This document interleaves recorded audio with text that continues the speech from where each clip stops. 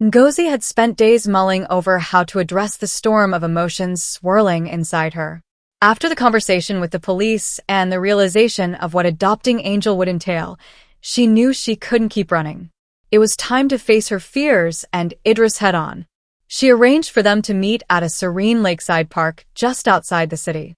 The place was secluded, with towering trees and a view of the calm water reflecting the hues of the setting sun. It was perfect for what she needed to say. Idris arrived first, leaning against his car as he waited. When Ngozi stepped out of her own vehicle, her heart skipped a beat at the sight of him. He looked calm, but she knew him well enough by now to notice the tension in his shoulders. They sat on a bench overlooking the lake, the soft rustling of leaves and distant chirping of birds setting the tone for a conversation long overdue. Ngozi took a deep breath and began. "Idris, I've been thinking a lot about us, about everything that's happened." He nodded, saying nothing, his eyes fixed on her. "I need you to understand why I've been so resistant, why I've been trying so hard to push you away," she continued. "It's not because of who you are or what you've done. It's because of my past, because of the scars I carry." She hesitated, then forced herself to meet his gaze. "Before I came to my current church, I was deeply involved in another congregation. The pastor there, someone I admired and trusted, approached me about a relationship. He was charming, charismatic, and seemed so godly." Idris's brows furrowed as he listened intently. "We started courting, and for a while, everything seemed perfect. But then things started to unravel. He was manipulative, controlling, and he betrayed my trust in the most painful way imaginable. I discovered he was secretly involved with 2 other women in the church, women who were also seeking his guidance as their pastor." Ngozi's voice faltered, and tears welled up in her eyes. "When I confronted him, he gaslit me, turned it all around on me, made me feel like I was the one in the wrong. And the worst part? The church took his side. They said I was exaggerating, that I was trying to tarnish his reputation." Idris's hands clenched into fists, his jaw tightening. "Ngozi, I'm so sorry you had to go through that. You didn't deserve any of it." She nodded, wiping her tears. "I left that church, but the experience shattered me. I told myself I'd never trust another man again, especially not one who seemed too good to be true. That's why, when I met you, I put up all these walls. I was afraid of falling for someone who might hurt me the same way." Idris reached out, gently taking her hands in his. "Ngozi, I can't change what happened to you, but I promise you this. I'm not that man. I'll never betray you, never manipulate you, never take your love for granted." She searched his eyes, looking for any hint of insincerity, but found none. "There's more," she said, her voice trembling. "When I realized who you really were, the wealth, the power, I panicked. I thought, here's another man with too much at his disposal, another man who could crush me if he wanted. So I tried to push you away, tried to find every excuse to end things before they could begin." Idris chuckled softly. "You did give it your best shot." Ngozi smiled through her tears. "But you're unchazable, Idris. No matter how hard I tried, you stayed. And that scared me even more because I realized I was falling for you, harder than I've ever fallen for anyone." Idris's breath hitched, his grip on her hands tightening. "I want you to know this," Ngozi continued. "If I say yes to you, it won't be because of Angel or your wealth or your kindness. It will be because of you. Because I've fallen in love with the man who came to my house as a plumber, the man who refused to give up on me no matter how many walls I put up." She paused, her voice softening. "Idris, I love you for you." Idris stared at her, his eyes shining with unshed tears. "Ngozi, I—" But before he could finish, she leaned forward, her lips brushing against his. The kiss was tentative at first, soft and hesitant, but it deepened quickly, becoming a meeting of 2 hearts finally breaking free of their fears and doubts. When they pulled apart, both were breathless, their foreheads resting against each other. "Does this mean I can officially propose now?" Idris asked, a teasing glint in his eyes. Ngozi laughed, her heart feeling lighter than it had in years. "You already have my answer." Idris wasn't one to do things halfway, and he knew that when it came to proposing to Ngozi, it had to be an unforgettable moment. After their lakeside confession, he spent days meticulously planning every detail, ensuring it reflected not just his love for her, but their journey together.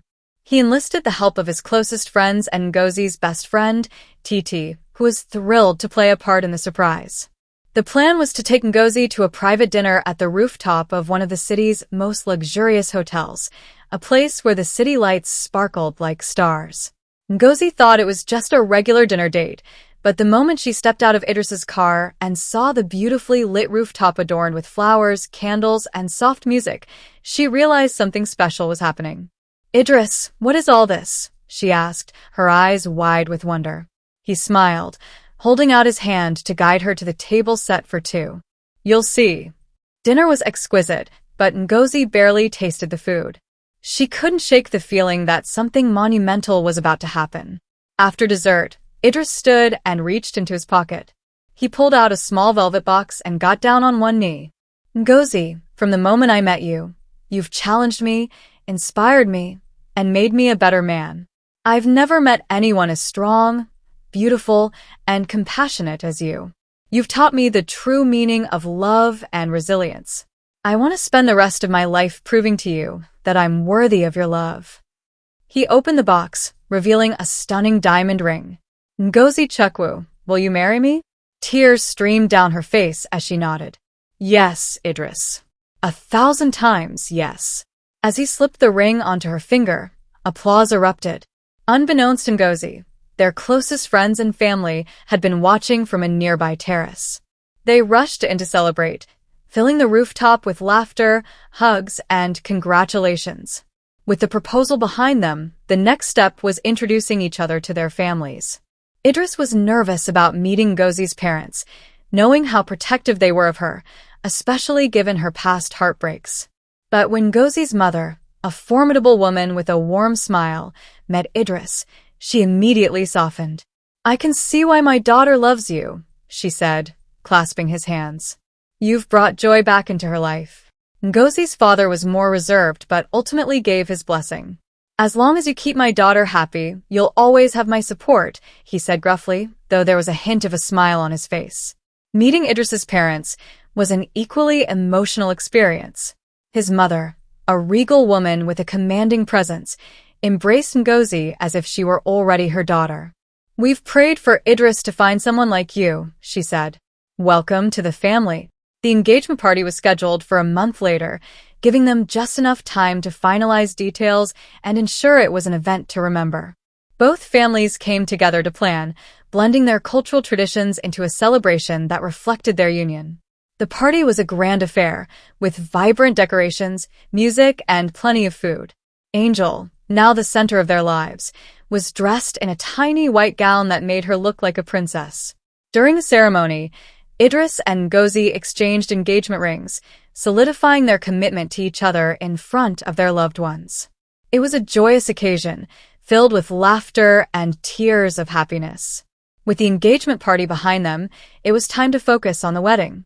They chose a large church in the city for the ceremony, one that could accommodate their growing list of guests. Ngozi's favorite color, emerald green, was chosen as the theme, paired with gold accents for a touch of elegance. Ngozi's dress shopping was an emotional experience. She finally found the one, a stunning ball gown with intricate lace detailing and a long, flowing train. Meanwhile, Idris worked on logistics, ensuring everything was perfect for their big day.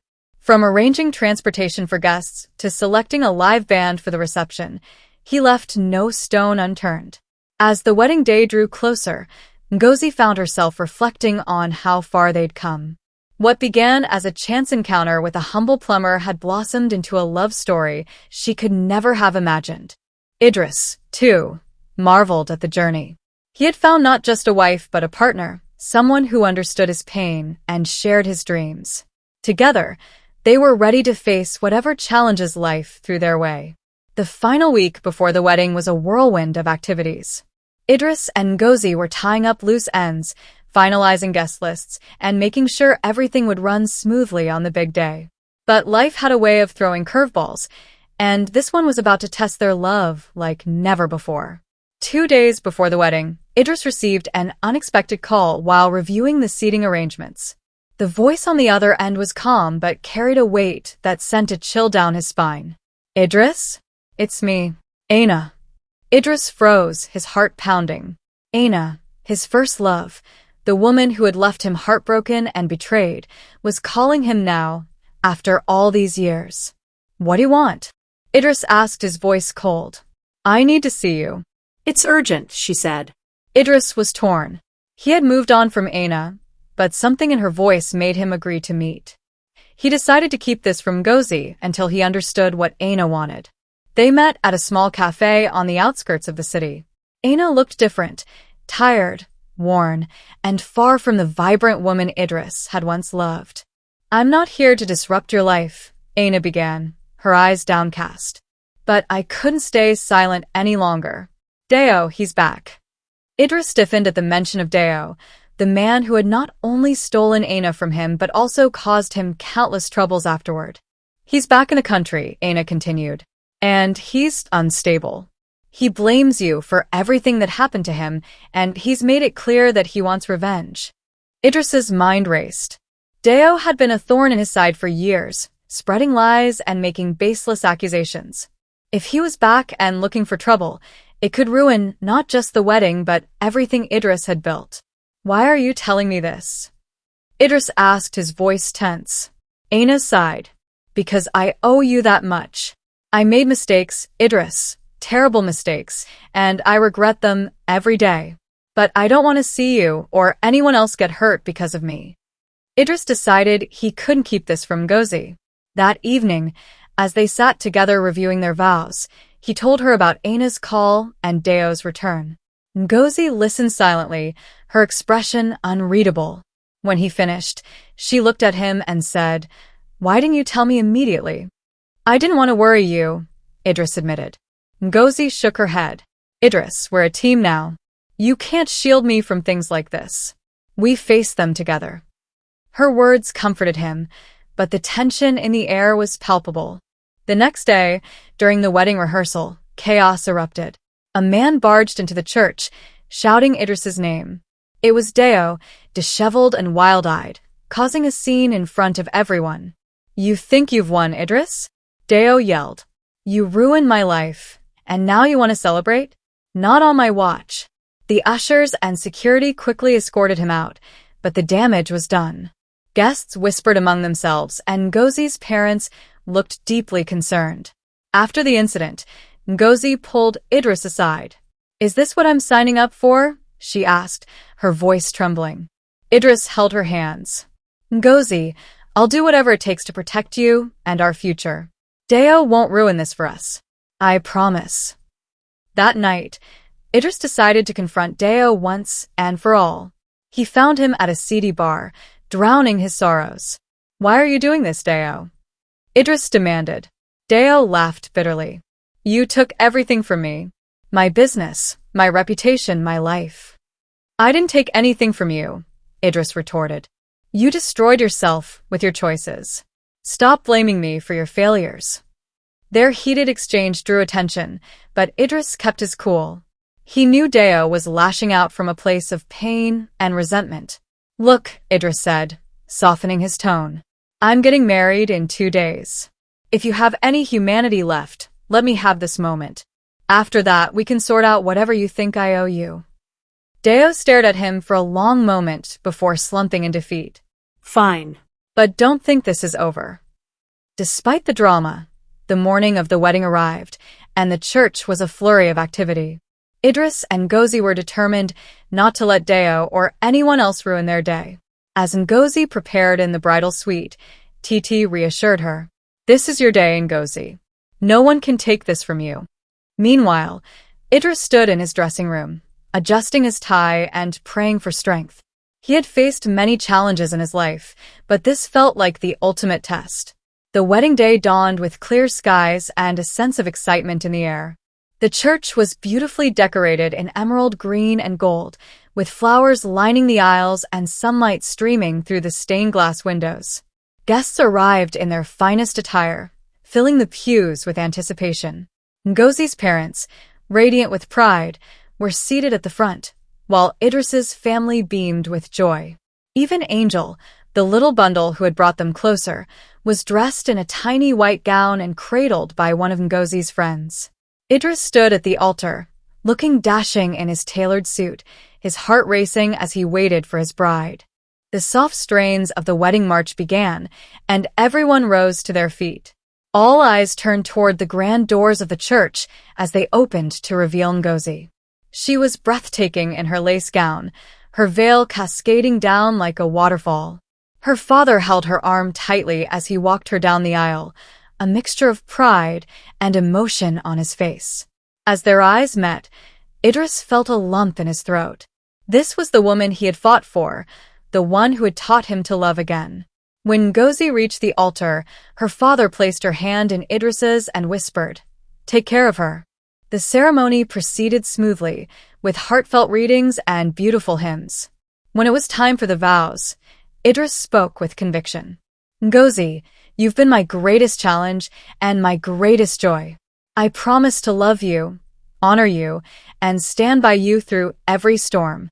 You've given my life meaning, and I vow to spend every day proving my love for you." Ngozi's voice trembled with emotion as she responded, "Idris, you've shown me that love is patient and kind. You've taught me to trust again and reminded me that love is worth fighting for. I promise to be your partner, your confidant, and your greatest cheerleader. With you, I've found my home." Just as the officiating pastor declared, "If anyone has any reason why these two should not be joined in holy matrimony, speak now or forever hold your peace," the church doors creaked open. Everyone turned, holding their breath. A hush fell over the crowd as a woman entered, her face partially hidden by a large hat. It was Aina. Idris's heart skipped a beat. Ngozi stiffened, her grip on Idris's hand tightening. Murmurs rippled through the congregation. Aina stepped forward, her voice steady but soft. "I'm not here to object," she said, addressing the crowd. "I'm here to make peace." She looked directly at Idris. "Idris, I made mistakes, terrible ones. I hurt you, and I've carried the weight of that guilt for years. I'm not here to disrupt your happiness, but to wish you and Ngozi a beautiful life together." Turning to Ngozi, she added, "You're a lucky woman, and so is he. Take care of each other." With that, Aina turned and walked out, leaving a stunned silence in her wake. The pastor quickly regained composure and continued, "Well, with no objections, let us proceed." Idris and Ngozi exchanged rings, sealing their vows with love. When the pastor finally declared them husband and wife, the crowd erupted in applause. Idris leaned in and kissed Ngozi. Their first kiss as a married couple, met with cheers and tears of joy. The reception was a jubilant affair. Ngozi and Idris danced their first dance as husband and wife, while Angel giggled in the arms of one of the bridesmaids. Speeches were made, laughter filled the air, and the atmosphere was electric with happiness. As the night wore on, Idris pulled Ngozi aside. "I don't know what tomorrow holds, but with you by my side, I'm ready for anything." Ngozi smiled, resting her head on his shoulder. "And I with you,"